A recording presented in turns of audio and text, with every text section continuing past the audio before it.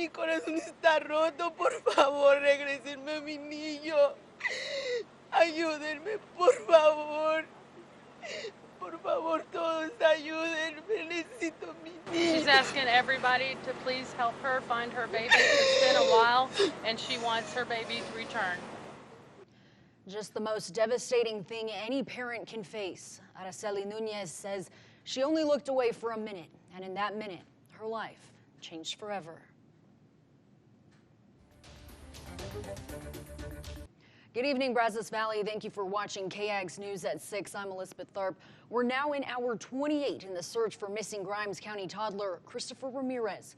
His mother, Araceli Nunez, you heard just a moment ago, heartbroken. The desperation, pleading for help in finding her son. More than 24 law enforcement agencies are just outside Plantersville to try to do just that. Bring Christopher back to his mother. Our newscast tonight dedicated to keeping you updated on the latest developments. We have team coverage tonight. KAGS reporters William Johnson, Epiphany Lachey, and our digital content leaders Sierra Villarreal and Jacob Reyes. We'll start tonight with William. William was there when Christopher's mother made her cry for help and brings us the latest. And Elizabeth, the search for 3-year-old Christopher Ramirez has been going on for over 24 hours. We got the chance to speak with the sheriff of Grimes County, but more importantly, Christopher's mother about their takes on the situation. Araceli Nunez, or Christopher's mother, shed light on the matter around 2 this afternoon at the 24-hour mark, speaking that yesterday, this all started when Christopher was chasing after a dog around 1:30 to 2 yesterday afternoon, and then she took her eyes off of him for just 2 minutes. Take a minute to think about that. 2 minutes, and then noticed he was gone. She then began chasing after him in a search, yelling for his name, only to really hear no response from Christopher. She now believes that Christopher was abducted, and she's asking anyone who has any information to please call the Grimes County Sheriff's Office. Yo siento que alguien lo tiene, alguien lo escondió, se lo llevó. She thinks somebody has her son and is hiding him from her. Por favor, ayúdenme a encontrarlo, por favor. She's begging for help, for somebody to please help her find her son. Necesita su mamá, por favor, He ayúdenme. needs his mom. He doesn't think he is lost in the woods right now. Usted no piensa que está perdido. No. She doesn't think he's Él lost. nunca va a la calle, nunca, si nosotros, He's never nunca. outside of their property. Nosotros no tenemos enemigos, Doesn't have no enemies. tenemos problemas con nadie, have no problems sé, with no sé anybody. qué pasó. She doesn't know what happened. Ay, Does he ever play in woods? Él ha jugado en nunca sale de nuestra He never- yarda, never leaves the nunca, house. nunca. Por favor, ayúdenme, por favor. She's begging for your help.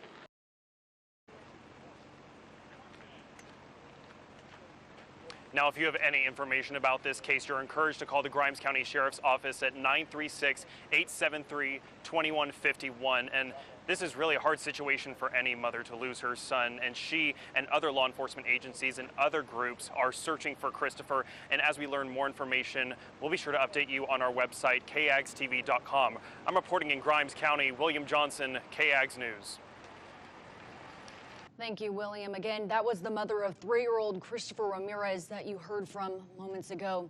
And again, we're in hour 28 of the search for Christopher. We'll retrace the facts of this missing toddler case now. Authorities were called to the 10,000 block of Deer Park Lane near Plantersville in Grimes County just before 2 p.m. yesterday. Authorities were told Christopher was last seen chasing a neighbor's dog near a wooded area of the Firefox subdivision. The dog, though, returned late last night. Dive and rescue teams are on the scene to search any bodies of water within the search grid. Ramirez was last seen wearing a lime green shirt and red Mickey Mouse shoes. It is not known what color his shorts were, but it is known that Ramirez likes to play in and around vehicles. According to his family, and officials say they will search all vehicles, sheds, pools, and other hiding spots nearby. Christopher only speaks Spanish, but his mother says that he will respond to his name, Christopher. At this time, Grimes County Sheriff Don Sowell says they do not suspect foul play and believe Ramirez to be close by. Search parties, K-9 units, first responders, and a Texas DPS helicopter have been searching for Ramirez since he went missing. We will continue to update you throughout the day on our website, KAGSTV.com, and with your phone through our app. You can also keep track of our videos from the scene on our YouTube playlist, which will be updated throughout the day. William just told us a moment ago that Araceli believes someone has taken her son and is hiding him from her, while Grimes County Sheriff Don Sowell says there's no evidence of that, but authorities aren't ruling anything out. Let's turn now to KAGS reporter and anchor Epiphany Lachey. She's got more information on what law enforcement is doing at the scene. Epiphany. Yeah, well, Elizabeth, we are in day 2 of the investigation of Christopher Ramirez. I have the FBI agency here with me, Miss Christina Garza, and she's going to answer a few questions. What has the FBI done to aid in this investigation? The FBI has really brought in every single resource that we can possibly to assist in finding Christopher. We've got investigative resources. We have personnel here. We will be here until after dark tomorrow, if necessary, until we find Christopher. Think about our evidence response teams literally going into the woods, searching high, low, under logs, rocks, trees, water, everything, looking for Christopher. Can you explain to us why an Amber Alert has not been issued yet?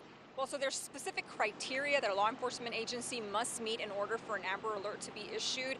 I don't know the reasons in this case. That would be a question for the Grimes County Sheriff's Office, but I know that there are specific criteria that must be met before an Amber Alert is issued. It's been over 24 hours. Why are you guys still searching in this area? Because Christopher hasn't been found, and until we find Christopher, we will be here day, night, with all of our partners. There's over 150 members from law enforcement and volunteers looking for Christopher. We'll be here well into the night if needed. Will you increase your water search? Well, and so that is part of it. If there's evidence that leads us to believe we should, then absolutely. How much of this area have you actually checked? Well, there's an entire 1 to 5 mile radius that we're looking at and will continue to look at. Again, until evidence points us elsewhere, we will remain in this area looking for Christopher. So people have been making comments about the TD CJ dogs losing their scent. Is there anything that you can say toward that? I cannot. That would be a question for a separate group. Okay. And my last question, is there any updated information that you can share with us at this time? I just want the public to know that a lot of times it's information from the public that assists law enforcement. So anyone with information about Christopher, whether it's big, small, please report it to the Grimes County Sheriff's Office. We don't do this without the assistance of the public. You guys also, the media, play a critical role. So let's hope that Christopher is found safe and soon. Okay, thank you, Ms. Christina. And as she said, if you have any information, you are asked to call the Grimes County Sheriff's Office at 936-873-2151. And just to reiterate, he was last seen going into a wooded area chasing the neighbor's dog. He had on a lime green t-shirt and red Mickey Mouse shoes. Reporting in Grimes County, I'm Epiphany Lachey, KAGS News. Sending it back to you in the studios, Elizabeth. Epiphany, William, everyone at the scene right now, thank you so much. So to come on KAGS News at 6, we'll go back to Grimes County to make sure you've got the latest, but Bob has your full forecast coming up first, and Justin and Mike still have your sports news. We'll take a minute here and be right back.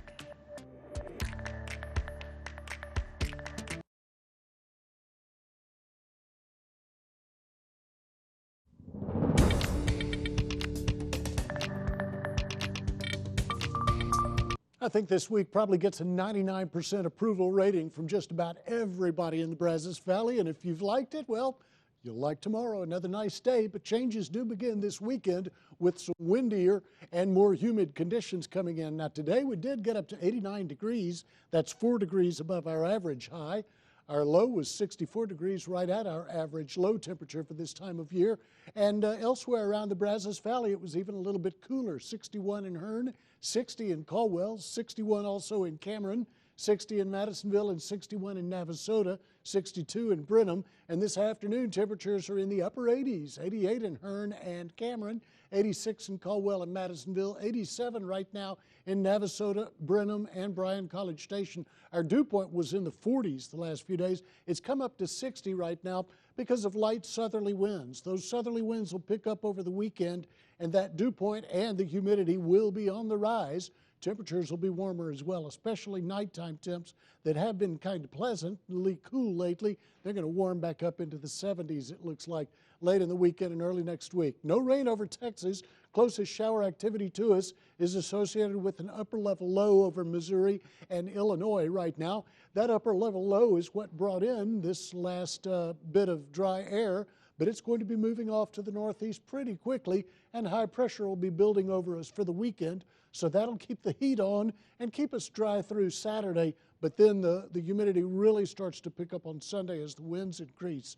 There's another cold front with another upper trough over the west coast right now, or at least by this weekend. That front, however, will stall, it looks like, before it gets to the Brazos Valley. Another cold front moving into the west coast late in the weekend and early next week has a much better chance of moving into our area, bringing us some cool weather beginning next Wednesday or Thursday. But it's about a week away before we get another stronger front. We'll see sunny skies tomorrow with the high around 90 or 91 degrees. Look for some high clouds to spread across on Saturday. Otherwise, it should still be a dry, fairly pleasant day. Now, lows tonight drop back down into the mid-60s, some outlying areas in the upper 50s. Highs tomorrow in the lower 90s, well above average. Tomorrow night, Saturday morning, mid-60s once again, and the highs again in the lower 90s coming up on Saturday. The only thing is on Saturday, the winds pick up a little bit out of the south, running about 10 to 15 miles per hour, and then breezier on Sunday, 10 to 20 miles per hour. That will pump in the moisture that will lead to showers and thunderstorms possibly Sunday night and Monday as that first disturbance in front passes by to the north, and a better chance of rain with the stronger front coming up next Wednesday and Thursday. Bob, thank you so much. You bet. Justin, what do you got coming up for Well, us? the weather's going to be nice on Saturday night. Will the football be any good? That's the big question at Kyle Field. A lot of noise, including me, bashing the Ags after 2 straight losses. Jimbo Fisher saying, don't listen to me or anybody. We got that coming up next. Keep it here.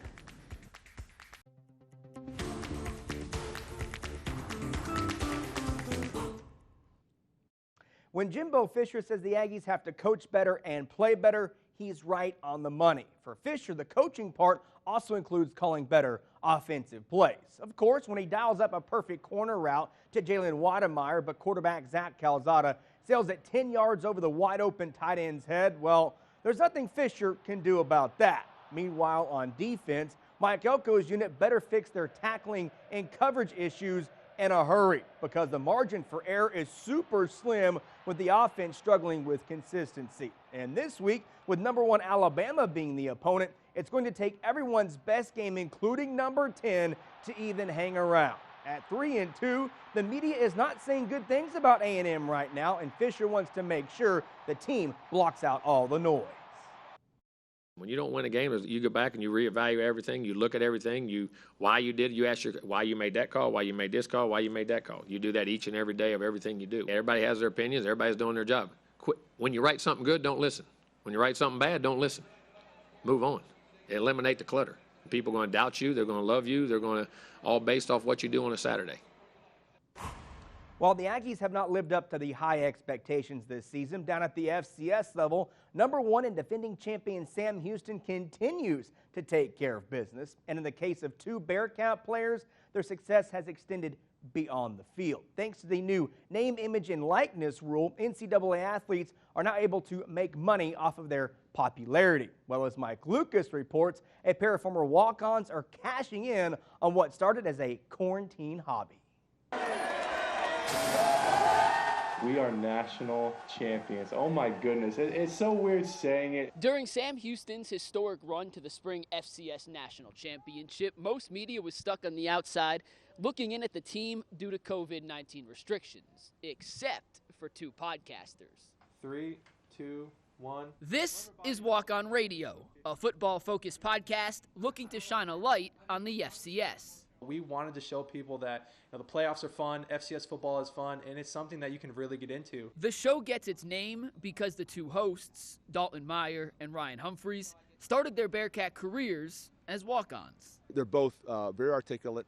They have great opinions, and I think it's always interesting from a student-athlete's point of view. Casey Keeler has been a Division I coach for nearly 30 years.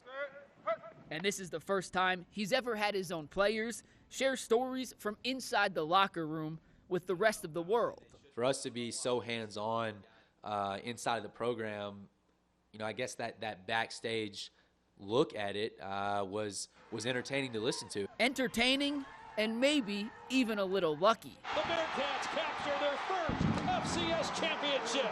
Since launching the show last summer, Sam Houston hasn't lost.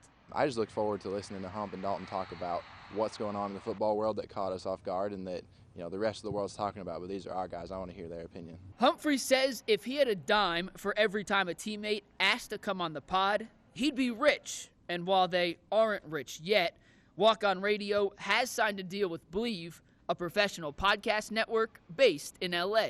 That attached to our name really has boosted a lot of social media following, viewership, and just overall exposure. That's the media equivalent of a walk-on earning a scholarship, which both Meyer and Humphreys did on the field as well. We're excited for another week of football. Being podcasters wasn't in their future plans as freshmen, but these two rarely stick to the script. Maybe when we're adults, going to different FBS college football games and tailgating and traveling and kind of doing the whole experience. So I'm excited, and I'm excited to see where this goes in the future. In Huntsville, Mike Lucas, KAGS Sports. Thank you, Mike. Now, in the past, Sam Houston players were only allowed to wear team-issued gear on road trips, but due to the success of Walk On Radio, Coach Keeler says forget about that. He has added their gear to the list of approved clothing. Hey, don't forget, we have some Thursday night lights. A&M Consolidated looks to stay perfect in District 10-5A Division II action. They're at Lake Creek. We'll have your highlights at 10 o'clock. We'll be right back.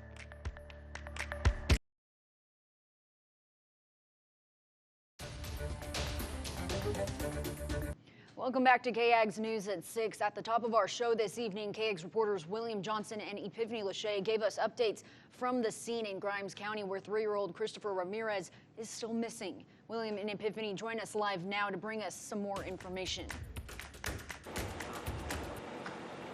Yeah, and Elizabeth, me and Epiphany are out here in Grimes County, and this is about the 26-hour mark in the search for Christopher Ramirez. Just to provide you some of the information we said earlier, you know, Araceli Nunez, the mother of Christopher Ramirez, said that she's been searching for him since around 1:30 to 2 yesterday afternoon, yelling, calling his name, only to hear nothing from Christopher. We also spoke with the sheriff of Grimes County, who says he doesn't consider this an abduction case yet, but he's also not ruling out any possibility. He's also worked in Grimes County for over 23 years and has never seen a case this big or complex. And Epiphany, you just spoke with the FBI about this case, so what information were they able to share with you? Yeah, well, William, the FBI does not believe that this case qualifies for an Amber Alert at this time, but they are out here providing all of their resources, especially when it comes to searching these wooded areas. Now, the FBI could not comment on if this was a foul case or not, or what will happen when the TDCJ dogs lose their scent during the search. They couldn't make a comment on that, but they did say there are over 150 law enforcement out here searching for Ramirez.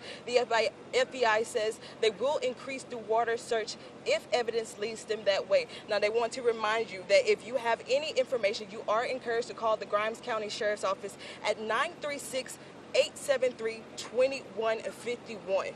Yeah, and as we get more information on this case, because there's still a lot of information to receive about this case, we'll be sure to update you on our website, kagstv.com. You know, we've been reporting again here we're here at the 26-hour mark, but again, we'll be sure to keep you updated with the information as it comes along. I'm reporting live here in Grimes County. William Johnson. I'm Epiphany Lachey, sending it back to you in the studios. William, Epiphany, thank you both so much. We'll be right back.